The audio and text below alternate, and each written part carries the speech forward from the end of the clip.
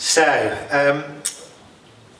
it's Deborah, isn't it? Yeah. So we've had more testimony. And someone, I think, Chris and Sharon's experience is about giving back. I think everyone in this room is here to some degree because they're giving it back, paying it forward, whatever you want to call it. The majority of patients will be treated for cancer and will try to move on from that in whatever way that they can. But most of you are here because you are reflective people, you are learning from that experience, you're sharing that experience, and there's some enormous good in that. And I think by paying it forward in that way, you're to be applauded. Someone who's trying to make that into kind of a digital resource is Deborah, and she's going to come and tell us about that. Deborah.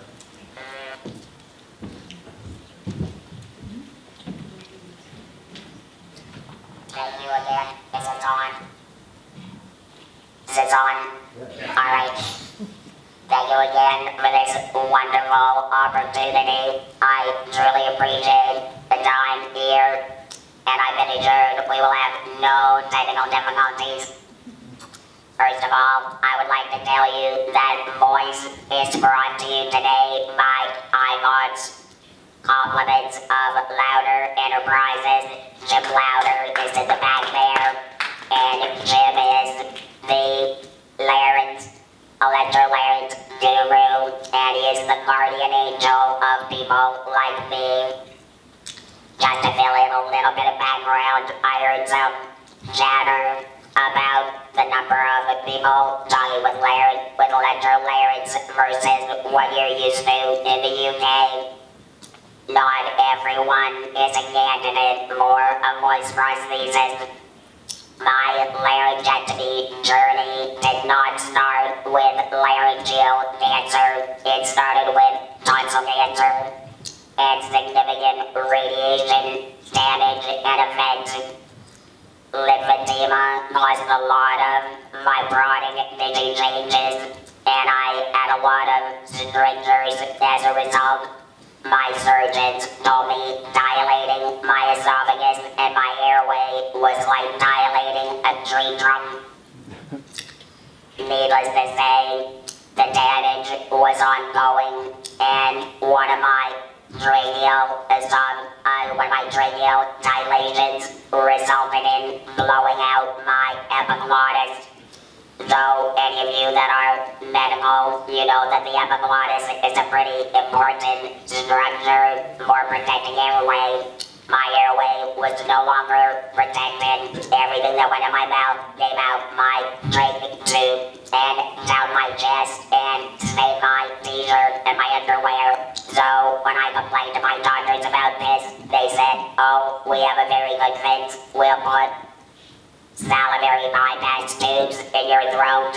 We'll put a peg tube back in, but you'll never put another thing in your mouth ever again." I had two surgeons basically browbeat me, and Dr. Arthur asked me two questions yesterday. What was the worst thing that a provider said to you, and what was the best? I answered him yesterday, but in thinking about it, and from Dr. Paulus, bioethics, that came to my mind, they were very quick to try to hurry me into surgery. When we had the confrontation, and it was a confrontation, they said, "We can take you to surgery right now. It's no big deal." And I said, "Wait a minute, it's a big deal to me. I had a peg tube for over a year. I walked around with a fume on it because everything that went in my tube came right back out my mouth.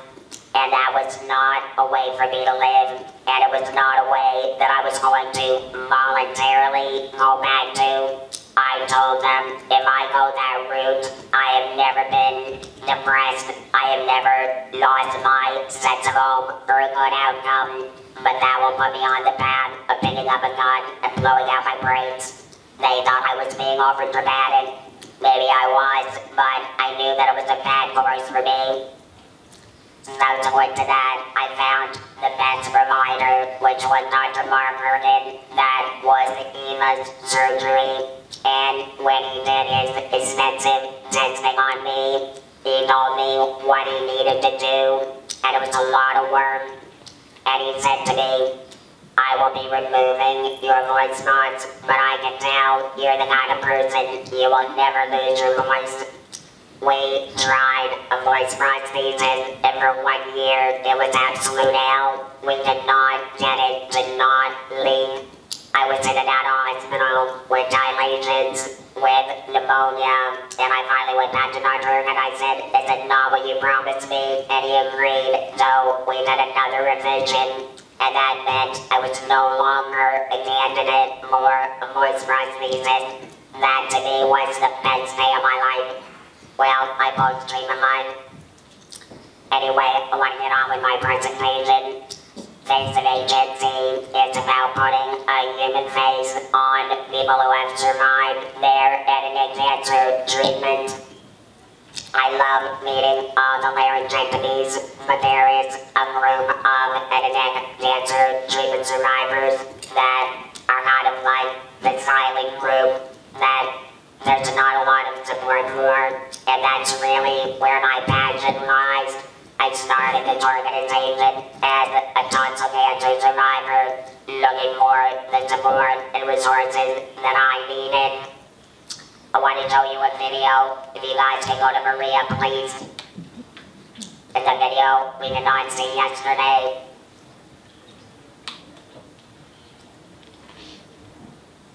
Thank you.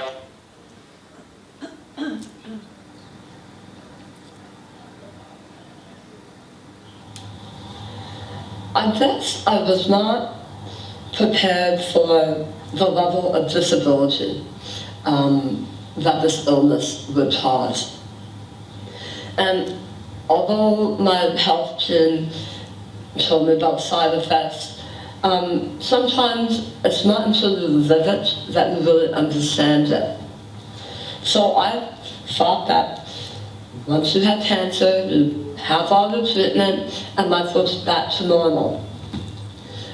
Well, for my type of cancer, it certainly didn't, and I know that for others with head and neck cancer, that's not the case. So I wasn't able to return to work, so that certainly caused a financial strain. I now live on a modest disability pension. But there's financial constraints on top of that.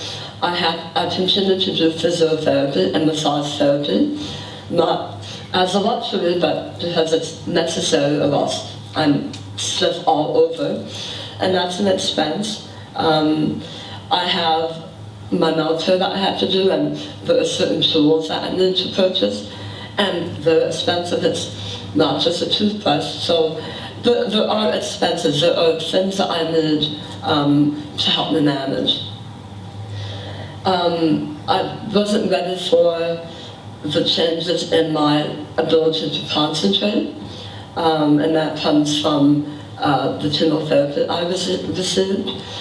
So it's just not being prepared for that. And that creates a difference in the lifestyle, the standard of living. And also this affects the sense of self, the sense of purpose, the self-esteem.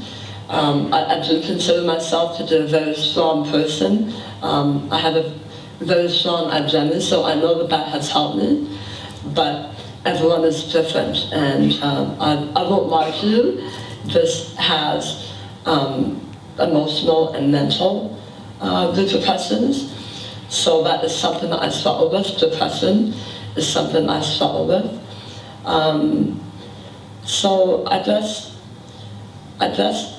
what I didn't realize is just how much of an impact the aftermath of cancer treatment would have. It's not over. I don't have the disease anymore, which I'm thankful for it. But what I had to live with, I did not anticipate. And I mean, I'm managing as best I can, but it's rough and it's tough. And I don't wish it upon anyone. Thank you, Maria. I think Maria speaks for all of us who have survived our treatment. People work with people.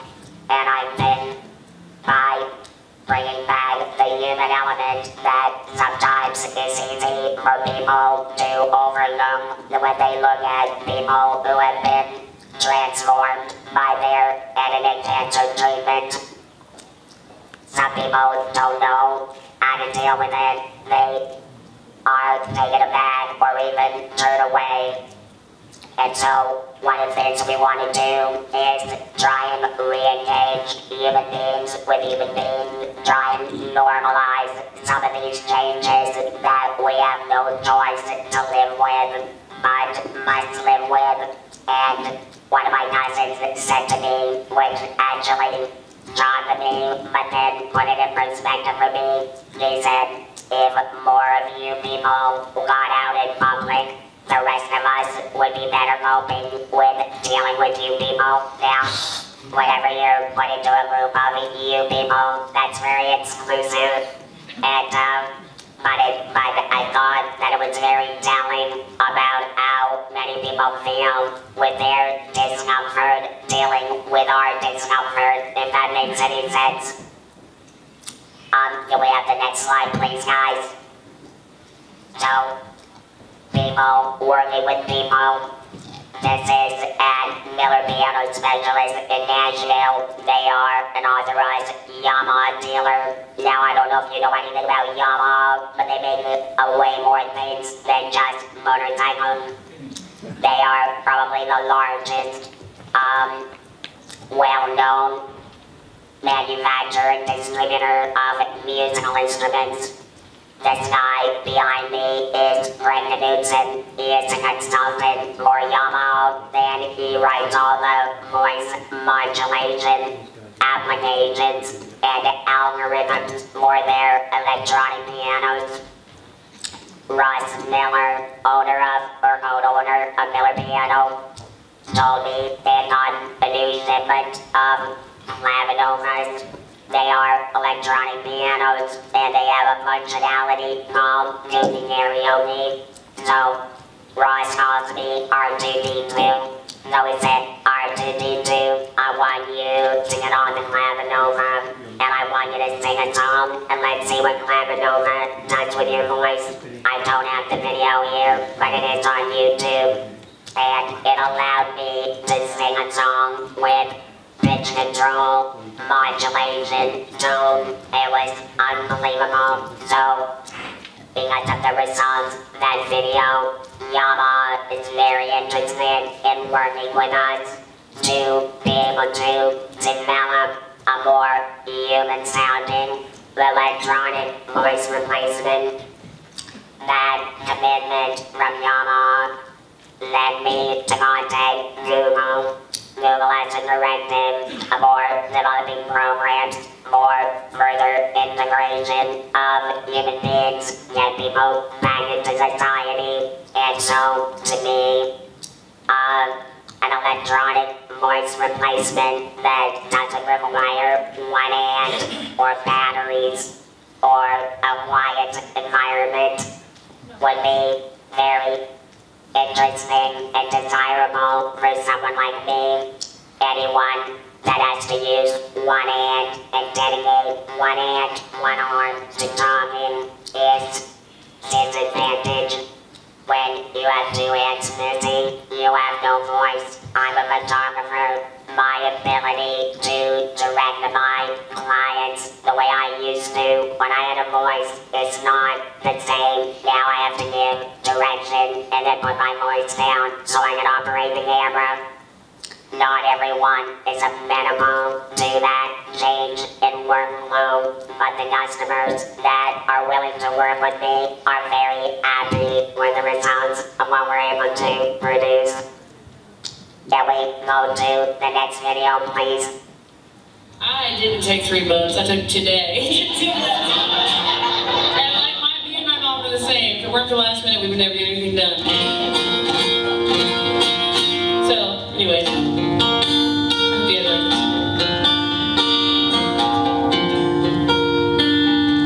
We all stare. We want to hear the story of how she got here.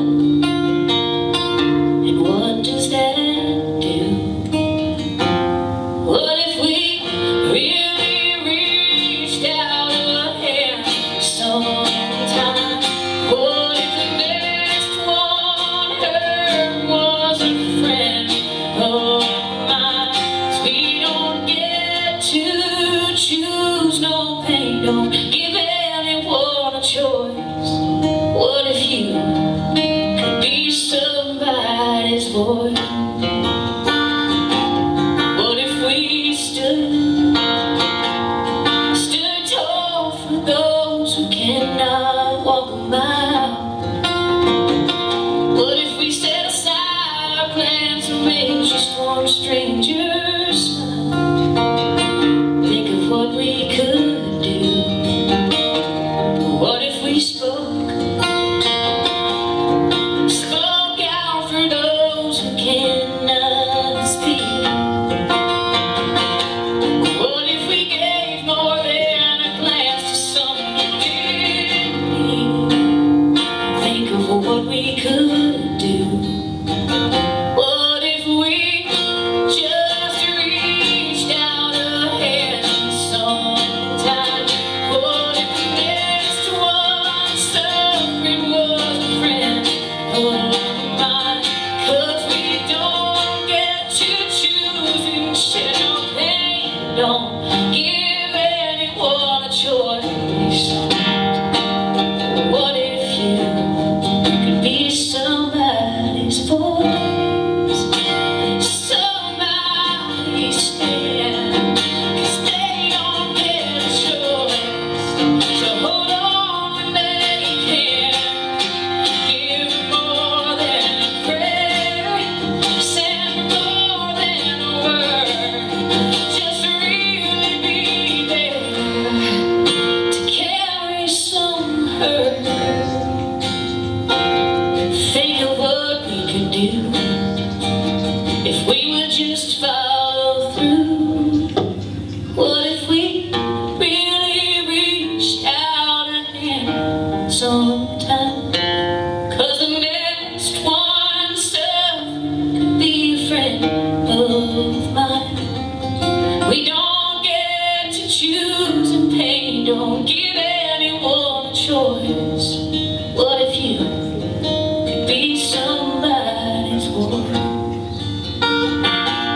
What if you could be somebody's voice?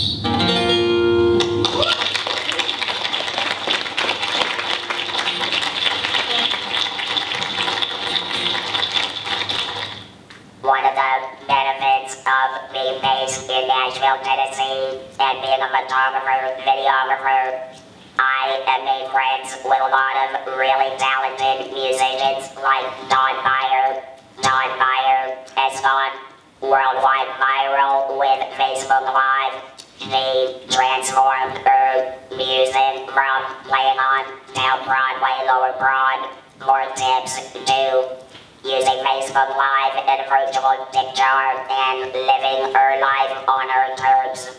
Lee and I have been friends for a long time, and Dawn, in addition with a number of other musicians, have written songs inspired by Basic HNC. Dawn wrote this one because I asked her to, but we've had other songs written that were inspired by Basic HNC.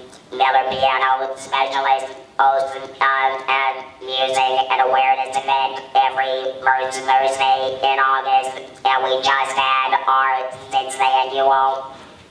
One of the things that I have a goal for my year or more here in the UK is the next Face of HNC Music and Awareness event here in the UK. So I'm looking for a venue. I have 2 Nashville artists already committed to come over and support it. We've got support from Yamaha to have bands across the ocean, if you will, to simulcast.